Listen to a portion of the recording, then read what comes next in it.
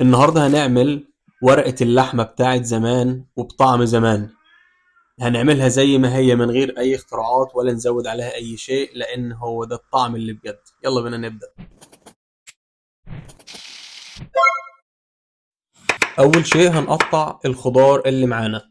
هيكون معانا بطاطس وجزر وطماطم وبصل وكرفس وتوم. هنقطع كل المكونات بالشكل اللي شايفينه ده وبالسمك اللي شايفينه ده.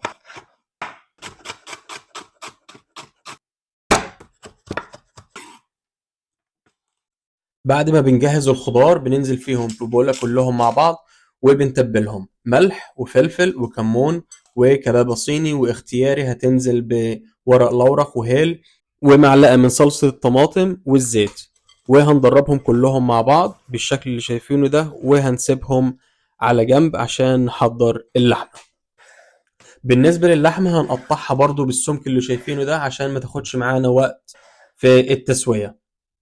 وهنتبلهم مش اكتر من ملح وفلفل، لان مش عايزين اي حاجة تغطي على طعم اللحمة. احنا عايزين طعم اللحمة يكون زي ما هو من غير ما يكون عليه اضافات كتير ويغير لنا الطعم.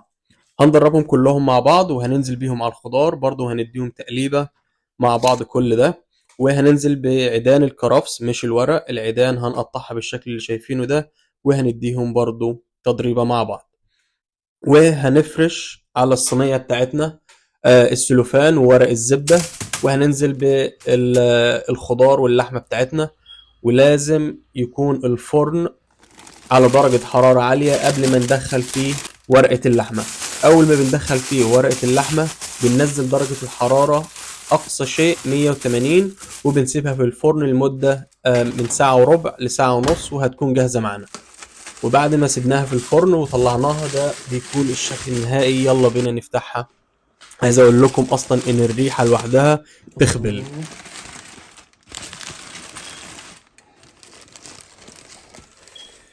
ده بيكون الشكل النهائي بعد الساعة ونص، بتكون دايبة اللحمة او الخضار. جربوها وبالهنا والشفا، وان شاء الله تعجبكم.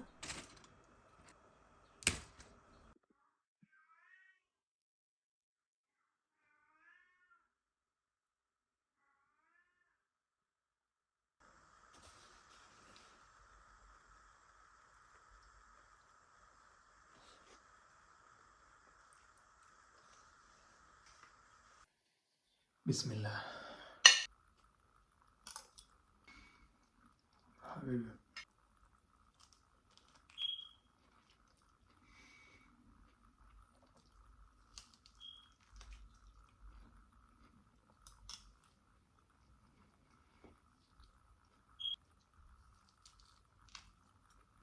وفي نهاية الفيديو لو عجبتكم الوصفة ما تنسوش تعملوا لايك وشير وسبسكرايب للقناة وتفعلوا زر التنبيهات عشان يوصلكم جديدنا أول بأول. السلام عليكم ورحمة الله.